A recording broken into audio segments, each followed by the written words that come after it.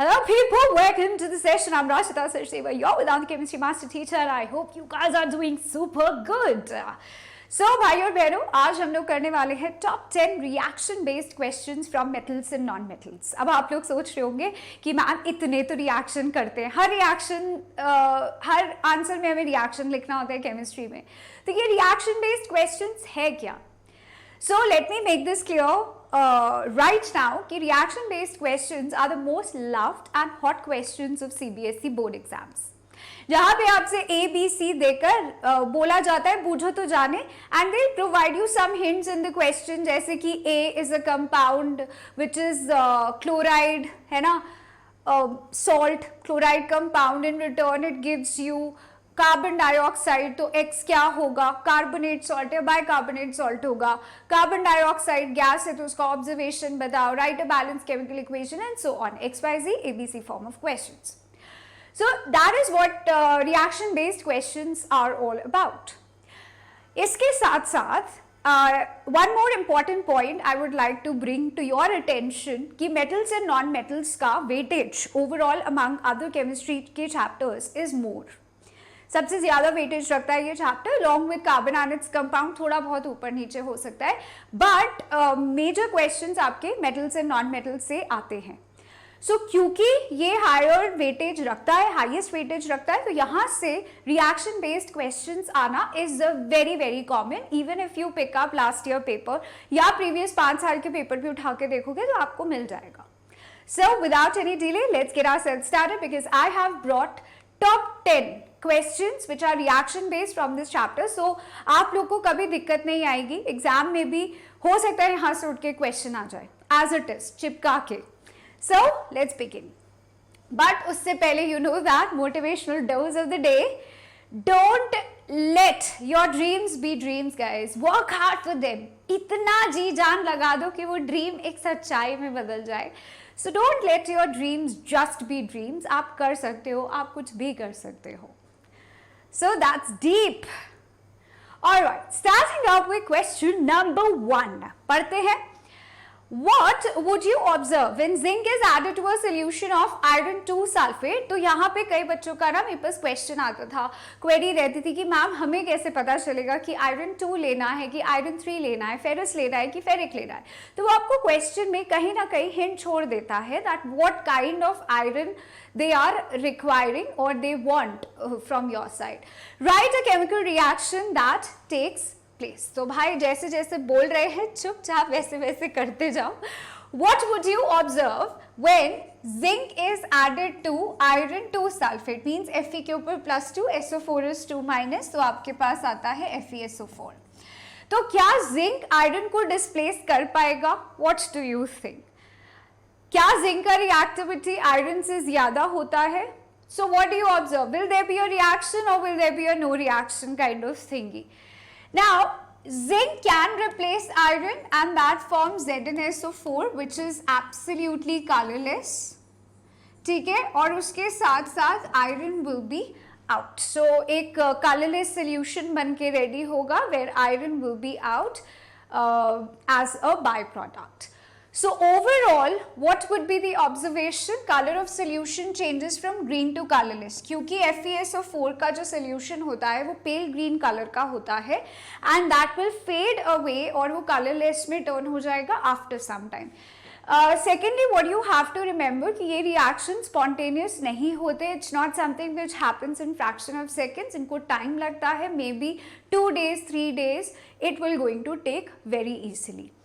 Now you should also explain little bit क्योंकि iron का reactivity zinc से कम होता है, so this will going to show a single displacement reaction or a displacement reaction जहाँ पर zinc will take a position of iron, creates a new compound and iron will be completely out. So you have to give some explanation. Observation तो आपने दिया, that's absolutely right. उसके साथ साथ To give a nice presentation to your answer, try to give 2-3 lines of explanation also.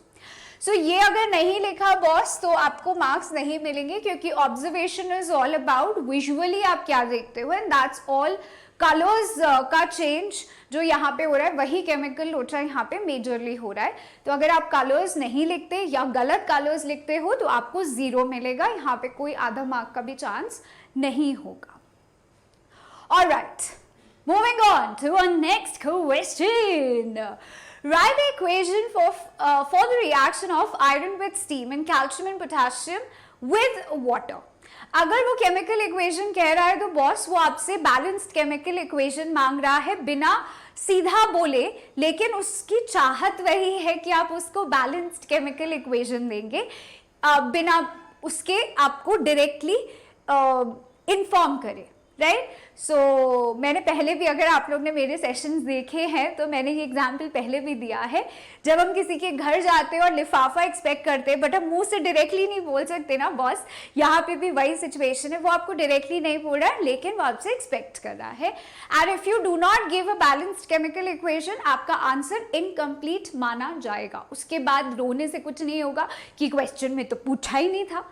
भाई उसकी भावनाएं समझो. ठीक है. सो आयरन स्टीम के साथ रिएक्ट होगा.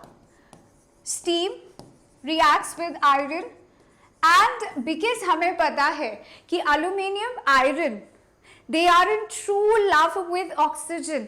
ठीक है. इनका जो अटूट प्यार है, अटूट बंधन है ऑक्सीजन के साथ, तो ये डेफिनेटली ऑक्साइड ऑफ आयरन बनाएंगे. लेकिन यहाँ पे थोड़ा सा twist है, and that twist is that they were going to make Fe3O4 ferrosulfuric oxide, और उसके साथ hydrogen gas will be evolved. So this is ferrosulfuric oxide.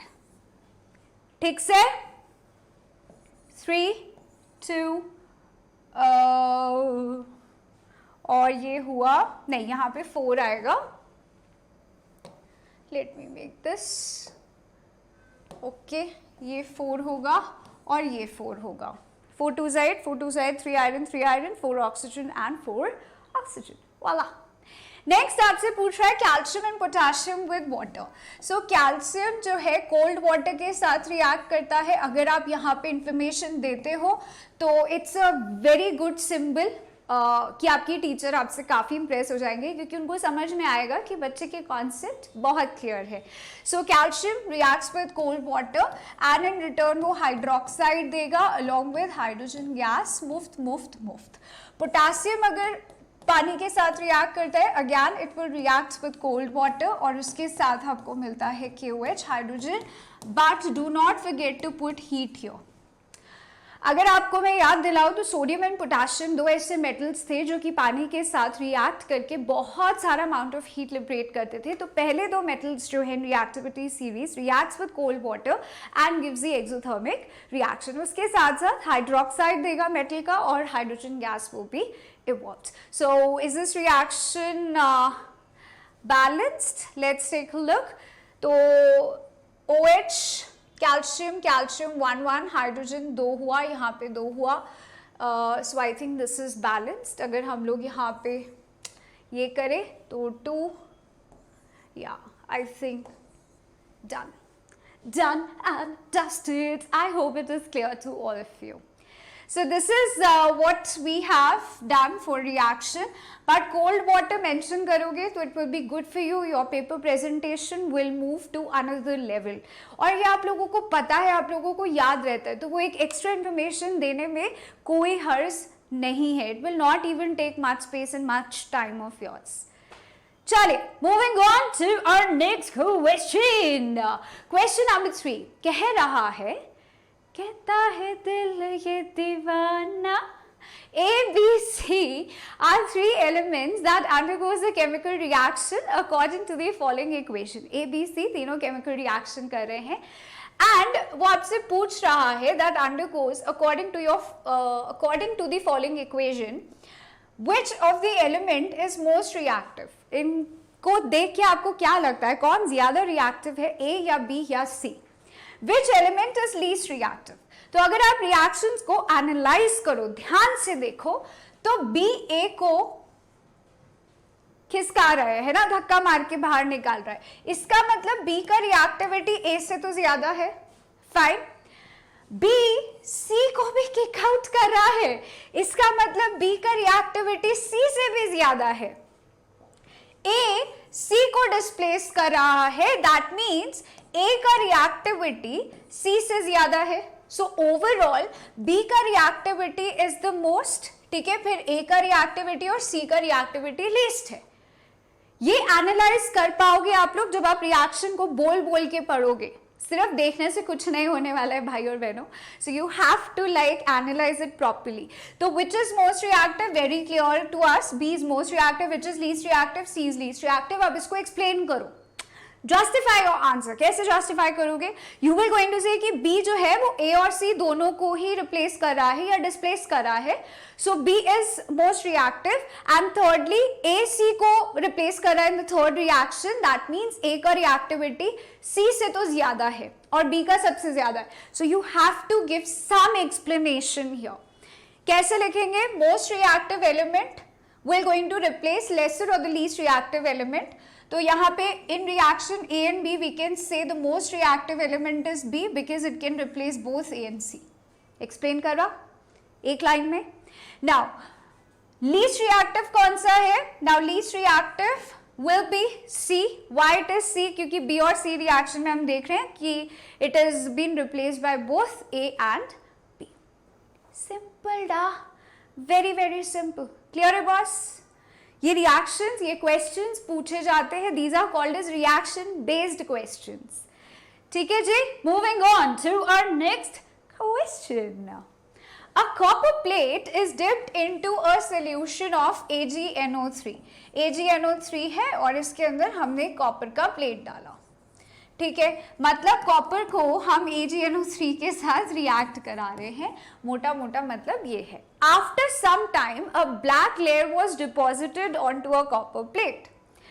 Copper plate के ऊपर कुछ देर बाद देखा गया कि कुछ ब्लैक सा डिपॉजिशन होने लग रहा है। State the reason for it in write chemical equation that is been involved. तो what will happen? Copper Ag को रिप्लेस कर सकता है, हाँ या ना? येस और no? Do let me know in the chat box. Copper का रिएक्टिविटी सिल्वर से ज्यादा होता है? बिल्कुल होता है। तो क्या सिल्वर में इतना दम है कि वो क्या कॉपर में इतना दम है कि वो सिल्वर को किक आउट कर सके? बिल्कुल है। तो कॉपर विल टेक सिल्वर का position and form copper nitrate and silver will be out. तो यहाँ पे जो ब्लैक कलर दिख रहा है ना, इट्स एक्चुअली सिल्वर का, लेकिन यहाँ पे वो सिल्वर होना चाहिए था। A layer of silver will be deposited on copper plate. तो copper nitrate बन जाएगा and silver will start depositing onto its surface. Right? So this is how you have to give your answer.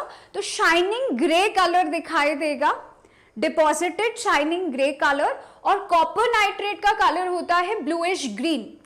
तो थोड़ी ही देर बाद आपको दिखेगा कि solution का कलर चेंज होके ब्लूइश ग्रीन हो चुका है। So as you can see copper का reactivity is more than silver. They were going to show a displacement reaction.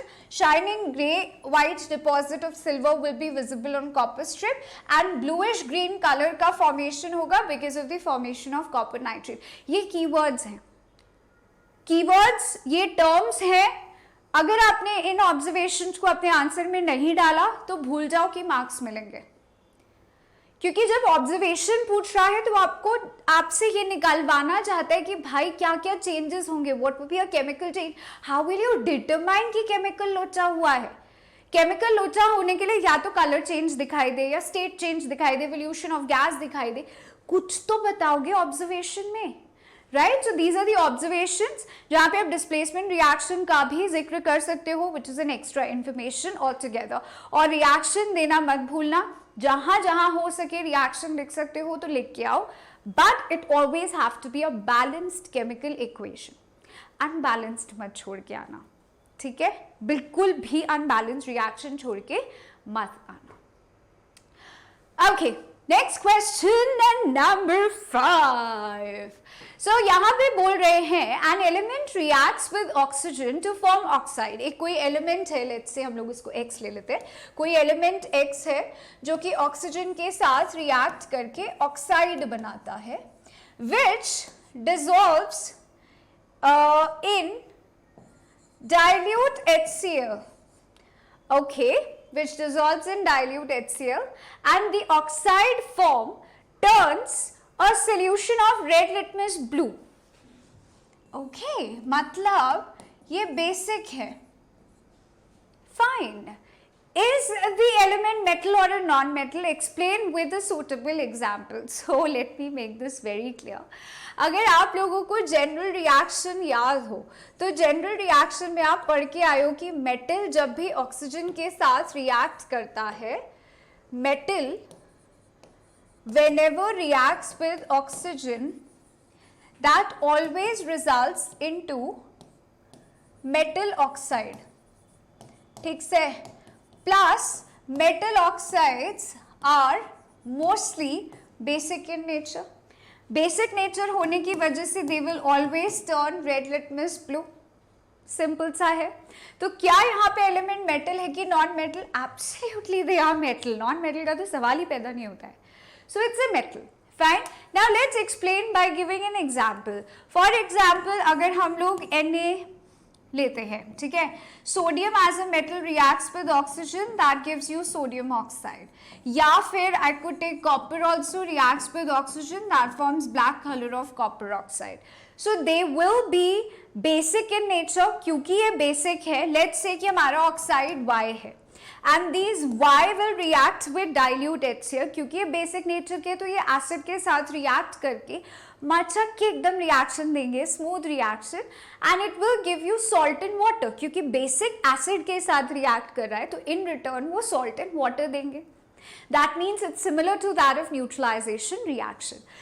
तो अगर मैं सोडियम ऑक्साइड की बात करूं, क्या सोडियम ऑक्साइड HCl के साथ रिएक्ट करेगा? बिल्कुल. And that gives you NaCl along with water.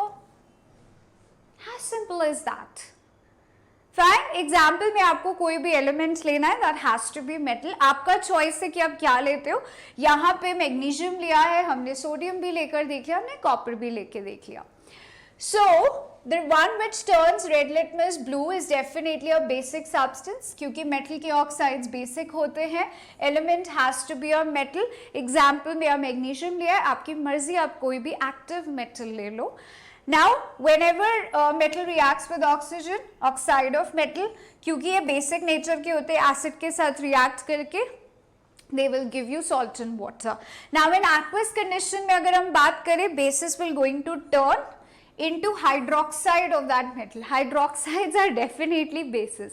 अब डिपेंड करता है कि आप कौन सा मेटल ले रहे हो, उस पर इट वुड वेरी कि स्ट्रॉन्ग बेस है कि वीक बेस है. लेकिन लिटमस पेपर पे आपको रेड टू ब्लू तो मिल ही जाएगा, वहां पे कोई चेंज नहीं आएगा depending upon whether it's a strong base और a weak base. I hope this फंडा is clear to you. Crystal clear? चाकरे फट्टे. Moving on to our next question. A metal X is found to form in the form of fillings which burns vigorously when sprinkled on flame. Okay, एक metal है X जिसके हमने fillings बनाए. fillings बोले तो metal fillings बोले तो उसको क्रश कर दिया या छोटे छोटे छोटे छोटे एकदम बारीक पीसेस में तोड़ दिया है. एंड अगर हम उसे फ्लेम पे डालते हैं, it burns vigorously, बहुत तेजी से. When these fillings are treated with sulfur, a black color compound Y is formed which is not attracted by a magnet. एक हिंट मिल रहा है आपको. जब ये कंपाउंड बन जाता है, ये मैग्नेट से अट्रैक्ट नहीं होता. इसका मतलब जब पहले था तो मैग्नेट से अट्रैक्ट होता होगा. और आप लोग पढ़ के आए हो कि आयरन रॉड को जब हम लोग बर्न करते हैं और we try to put it into a flame, it turns into red hot iron. लेकिन अगर हम लोग आयरन फिलिंग्स डालते हैं, because of larger surface area, वो रिएक्ट कर जाती है vigorously. So metal X has to be your iron. और आयरन जब सल्फर के साथ रिएक्ट करता है, then it gives you FeS, which is black in color. Definitely. And ferrous iron sulphide का या फेरस सल्फाइड का मैग्नेटिक प्रॉपर्टी नहीं होता. So we are going on a right way. It is your Y. So X ये है, Y will be your FeS और हमें अब ढूंढना है Z. Now Y is formed which is not attracted by magnet. X reacts with dilute HCl. Now what's your X? Iron. Iron reacts करता है dilute HCl के साथ and liberates hydrogen gas. X reacts with steam. Okay, so that gives you FeCl2 plus hydrogen gas. ठीक है, तो यहाँ पे hydrogen gas मिल गया. This is your second reaction. उसके बाद भी अभी खत्म नहीं हुआ है. वो कह रहा है कि एक्स स्टीम के साथ भी रिएक्ट करेगा. मतलब iron, I hope you all can see, yes, iron steam के साथ भी रिएक्ट करेगा and form Z, and that Z we just studied. Fe3O4 ferrosulfuric oxide and hydrogen gas will be liberated. Yes. So हमें क्या निकाला है? X by Z and write the reaction involved. So Z is none other than Fe3O4. ऐसे questions को करने का एक ही तरीका है कि जैसे जैसे बोलता जाए स्टेप बाय स्टेप इसको लिखते जाओ. Now as you are writing in your paper, जब आप बोर्ड एग्जाम्स में ऐसे क्वेश्चंस को अटेम्प्ट करते हो तो मैं आप लोगों को एडवाइस करूंगी कि पहले रफ में इसको करो यूजिंग अ पेंसिल. रफ में जाके पहले अपने आप को श्योर कर लो कि हाँ कंफर्मली आपके पास यही एलिमेंट्स है, x यही है, y यही है, z यही है. क्योंकि जैसे जैसे आप क्वेश्चन में आगे बढ़ते हो कभी कभार आप लोग कंफ्यूज हो जाते हो. You try to change your answer. Answer change करने का मतलब आप लोग ज्यादा काटा पीटी करोगे पेपर में, and that's not good for you. Not at all good for a student अगर बोर्ड एग्जाम के पेपर में ज्यादा काटा पीटी होती है. इससे क्या होता है, एग्जामिनर को इम्पैक्ट पड़ता है कि बच्चा कॉन्फिडेंट नहीं है. और बच्चा अगर आपका पेपर में कॉन्फिडेंस लेवल कम दिखने लगता है, it's directly proportional to your examiner. उनके अंदर आपके लिए कॉन्फिडेंस कम होने लगता है and they will try to pick छोटू मिस्टेक्स. और जब उन्होंने छोटा मिस्टेक निकालना स्टार्ट कर दिया ना बॉस, तो किसी के लिए अच्छा नहीं होगा. Right? So show some confidence in your paper by doing less scratching and less scribbling. So try to do such things first in your rough work. और रफ वर्क में जब तुम लोग एकदम कंफर्म हो and you are very confident, put it down in your fair वाला place. I hope this will help you out in your board exams. क्योंकि कोई नहीं बताता, कहीं नहीं लिखा रहेगा, बट ऐसा ही चेकिंग का जो मेंटल स्टेटस होता है उस समय टीचर्स का ऐसा ही वर्क करता है. Alright, so let's take a look. So we can say कि बॉस एक्स मेटल है जो कि स्टीम के साथ भी रिएक्ट करेगा, हाइड्रोक्लोरिक एसिड के साथ रिएक्ट करके हाइड्रोजन गैस देगा. X is magnetic but its sulphide is non magnetic as I told you. उसने बोल दिया कि Y जो बन रहा है which is a black colour substance and it's non magnetic. इसका मतलब X तो मैग्नेटिक था, और X मैग्नेटिक था तो आयरन से अच्छी चीज और हो ही क्या सकती है. Right? So X is iron, Y is your iron sulphide क्योंकि उसको सल्फर से रिएक्ट करा and it's a black colour compound. और अगर आयरन स्टीम के साथ रिएक्ट करता है that will form Z which is a mixture of two oxides. Fe3O4 called as ferrosulfuric oxide. ठीक है? सो आयरन फिलिंग रिएक्ट कर रहा है सल्फर के साथ, that will give you this. Iron filling hydroxide के साथ रिएक्ट कर रहा है, that give you this. Iron reacts with steam ferrosulphuric oxide and do not forget to balance chemical equation. Lastly X by G क्या है? अगर आप लोग अपने आंसर को क्लोजर नहीं दोगे, क्लोजर देने का मतलब what is X, what is Y, what is E, यहां आपने लिख दिया, दैट्स नॉट सफिशिएंट. क्योंकि आपसे क्वेश्चन में पूछ रहा है identify X by G, give a closure, right properly कि हमने x ये निकाला है, y हमने ये डिड्यूस करा है और z हमने ये डिड्यूस करा है. अब आप देख लो भाई, हमारी तरफ से तो ये मिला है. So that is a closure to your answer. जब ये हो जाए full stop. Move on to the next question.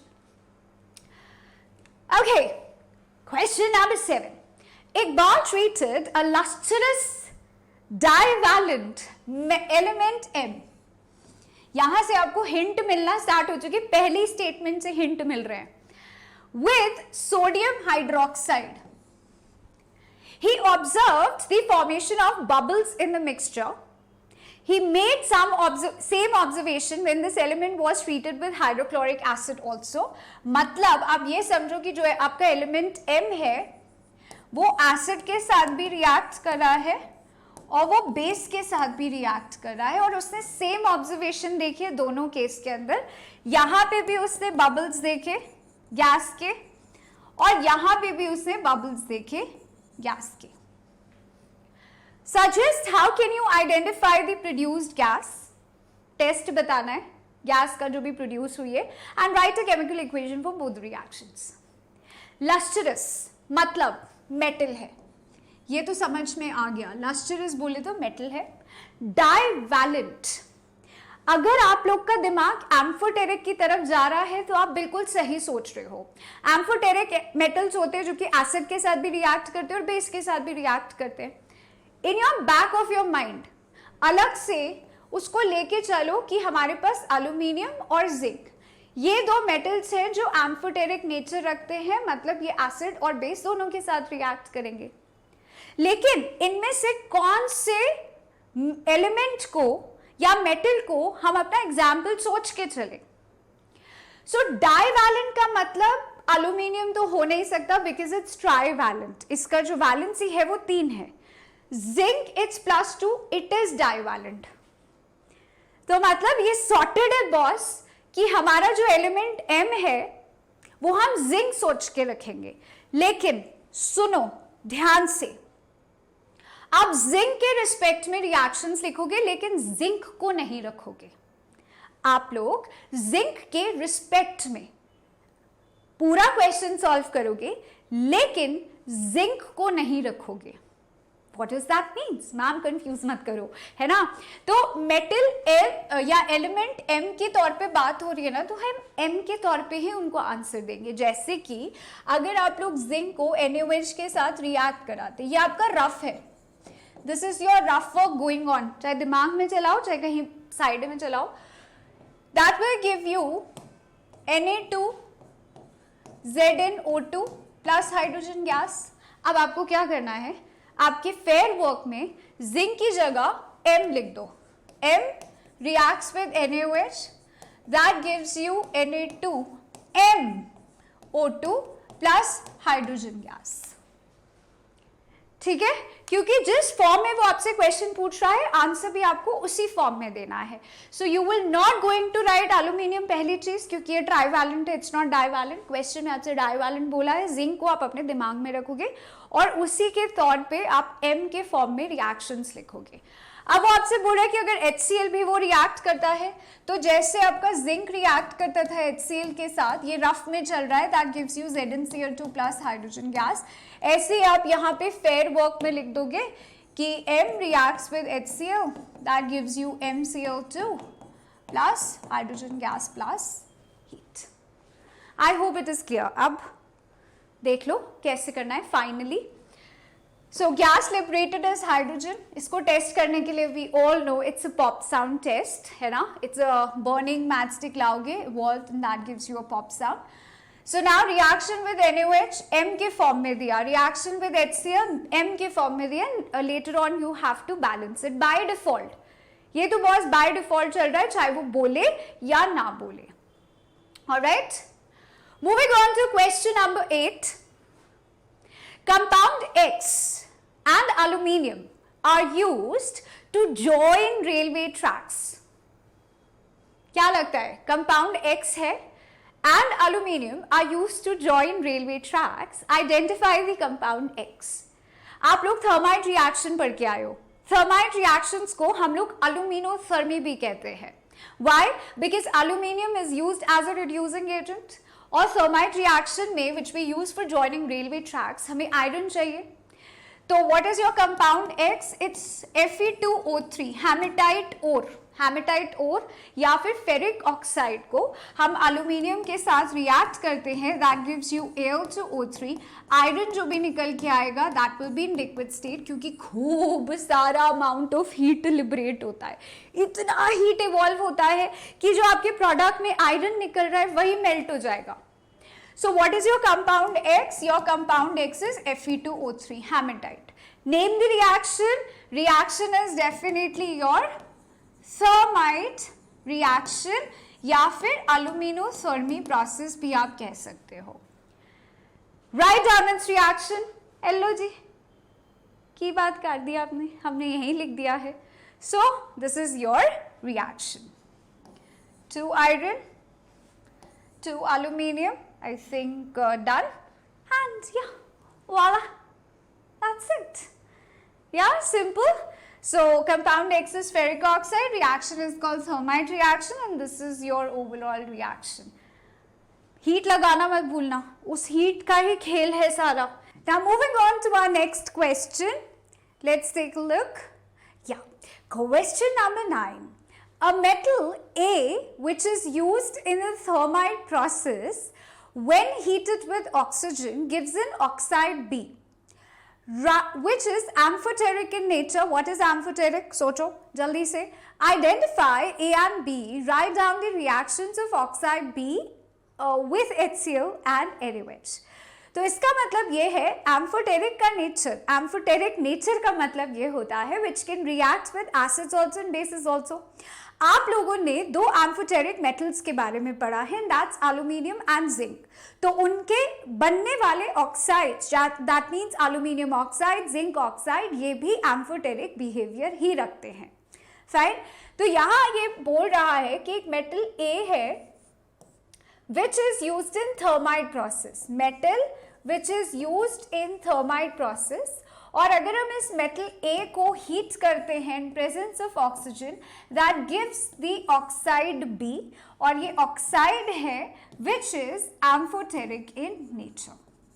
तो मतलब as you all know, या तो zinc oxide होगा या aluminium oxide होगा. That is the oxide which is formed. तो metal A या तो zinc हो सकता है या aluminium हो सकता है, but परंतु zinc नहीं हो सकता. थर्माइट रिएक्शन को हम अलुमिनोथर्मी भी कहते हैं, मतलब aluminium को हम यूज करते हैं एज अ रिड्यूसिंग एजेंट. सो इसीलिए zinc तो है नहीं, बचा कौन? aluminium. So your X metal is nothing but it is aluminium. और जब हम एल्यूमिनियम को हीट करेंगे इन प्रेजेंस ऑफ ऑक्सीजन, एल्यूमिनियम को जब हमने हीट करा इन presence of oxygen, that forms aluminium oxide Al2O3, जिसका रिएक्शन HCl और NaOH दोनों के साथ हो सकता है. तो उन्होंने क्या बोला? Write down a reaction of oxide B with HCl and NaOH. लिख के देखो. Do let me know the products in chat box, क्योंकि यहाँ पर आप सबसे ज्यादा गलतियां करते हो. So, if I take aluminium oxide, ठीक है, aluminium Al2O3 aluminium oxide को हमने HCl के साथ रिएक्ट कराया, that gives you AlCl3 plus पानी, पानी रे, पानी मिलेगा. क्योंकि यह ऑक्साइड है, यहाँ हाइड्रोजन नहीं, वाटर निकलेगा. अब यही Al2O3 को हम NaOH के साथ रिएक्ट कराएं, so that we're going to give us sodium zincate. Sodium zincate बोले तो Na2, sorry, sodium aluminate. One saying sodium zincate. Sodium aluminate. Formula is NaAlO2 plus water. समझला? So these are your products. तो आपको reaction लिखनी है of B, मतलब aluminium oxide with HCl and NaOH. क्योंकि ये एम्फोटेरिक बिहेवियर रखता है, तो एकदम मक्खन रिएक्ट करेगा एसिड के साथ भी और बेस के साथ भी. But keep in mind you have to balance the chemical equation. Balance करना मांगता है boss. So your A is aluminium, B is aluminium oxide. Reaction of B with HCl, reaction of B with NaOH. Clear, boss? Chagde fatte. Let's move on to our last reaction based question of metals and non-metals. Read karte. A metal that exists as a liquid at room temperature is obtained by heating its sulfide in presence of air. I think आप लोगों को already पता है कि ये क्या चल रहा है. Just because reading this line, metal which is liquid at room temperature, कहानी यही शुरू होके यही खत्म हो जाती है. मतलब हम लोग मर्क्यूरी की बात कर रहे हैं, क्योंकि यही एक एक्सेप्शनल मेटल है which is liquid at room temperature, so it's none other than mercury. All right. Mercury is being obtained by heating its sulfide in presence of air. Sulfide और कौन है? Mercury का और कौन सा है? If you remember, it sounds like a chocolate bar. या फिर सिनेमन बन के जैसे साउंड करता है, and that's none other than cinnabar. Cinnabar का फॉर्मूला है HGS, वो कह रहा है कि इसको ऑक्सीजन के प्रेजेंस में अगर हम हीट करें तो you know what process we are talking about. इस समय हम रोस्टिंग प्रोसेस के बारे में बात कर रहे हैं। तो हमें मर्क्यूरिक ऑक्साइड मिलेगा। सीधा सीधा आपको Hg नहीं मिल सकता है, क्योंकि सल्फाइड ओर से हम लोग मेटल को एक्सट्रैक्ट नहीं कर सकते इतनी आसानी से। सो इसलिए हमने उल्टा रास्ता चुना था कि बॉस इनका रोस्टिंग करते हैं, इनको ऑक्साइड में कन्वर्ट करते हैं और साथ में सल्फर डाइऑक्साइड ऑब्टेन होगा। और जैसे ही हमारे पास ऑक्साइड ओर आएगा, so we just have to heat it. Heating के लिए 300 डिग्री सेल्सियस। भाई और बहनों प्लीज कीप इन माइंड, आपके एनसीईआरटी में 300 डिग्री सेल्सियस नहीं दिया हुआ है, पर्टिकुलर टेम्परेचर नहीं दिया हुआ है, वहां पे सिर्फ एक हीट का सिंबल लगाया हुआ है रिएक्शन में। But this temperature is absolutely correct. अगर आपको याद रह जाए तो आप ये लिख देना, वरना हीट का सिंबल भी एकदम चलेगा, ठीक है। So now mercury as a metal will be out along with oxygen gas as a by product. So reaction base के अंदर उससे आपको बता दिया कि बॉस एक मेटल है which is liquid at room temperature, hint दे दी। अब उसके सल्फाइड ओर को हम हीट करते हैं so that metal is obtain in presence of air. Roasting का मतलब होता है excess of air and strong heating. तो हमने एयर डाला, स्ट्रॉन्ग हीटिंग करा, we get its oxide. Identify the metal and its ore and give the reaction involve. Metal हम identify कर चुके थे बहन, ऊपर ही हम आइडेंटिफाई कर चुके हैं, और भी हमें मिल चुका है which is cinnabar and that's none other than HgS। और रिएक्शन इन्वॉल्व तो हम कर ही चुके हैं। आप कहाँ हैं? हम ये सब कर चुके हैं। So now again do not forget to balance the chemical equation. अगर आप अनबैलेंस्ड इक्वेशंस लिख कर आते हैं that means you are not obeying law of conservation of mass. और अगर अपने पप्पा को ओबे नहीं करेंगे तो यू ऑल नो क्या होने वाला है। So for that complete your answer by balancing it. So we are heating in excess of oxygen, heat का symbol लगाएंगे, oxide of mercury, sulphur dioxide by product, इसको हम लोग हीट करेंगे, Hg and oxygen gas. That's it guys, so simple। कितने सारे questions करे reaction based, but आप लोग ने कभी ऐसा सोचा नहीं था कि अच्छा क्वेश्चंस की फ्रेमिंग ऐसे भी हो सकती है, लैंग्वेज ऐसे भी आ सकती है। सो जितने क्वेश्चंस करोगे उतना प्रैक्टिस होगा, और एग्जाम में जाके कभी भी you don't feel shock. Surprise is a positive thing, shock is a negative thing. तो कभी शॉक नहीं होगे and you feel very confident. Questions को देख के लगेगा अरे हाँ ये तो हम कर चुके हैं। But do not forget to complete your homework. What happens when zinc carbonate is heated with limited amount of oxygen? Limited amount of oxygen में जब हम zinc carbonate को heat करते हैं strongly, so क्या होता है? बूझो तो जा रे। जल्दी से अपना होमवर्क आंसर मुझे चैट बॉक्स में भेजना है, and I will come there and check your answer as well. So भाई और बहनों, to solve more questions like this जो कि आपके एग्जाम में पूछे जा सकते हैं and get a notification of every session, just press the bell icon so you do not miss anything. You can share these sessions with your friends also, क्योंकि पढ़ाई ऐसी चीज़ है जो बांटने से बढ़ती है। You can find me on my Insta as well as Telegram channel and comment and share. Thank you so much guys. That was it from my side. This is me, Rashida Sachdeva, signing off. Thank you. Have a nice time. Stay safe, stay happy. Always फिर मिलेंगे। चलते चलते। Bye.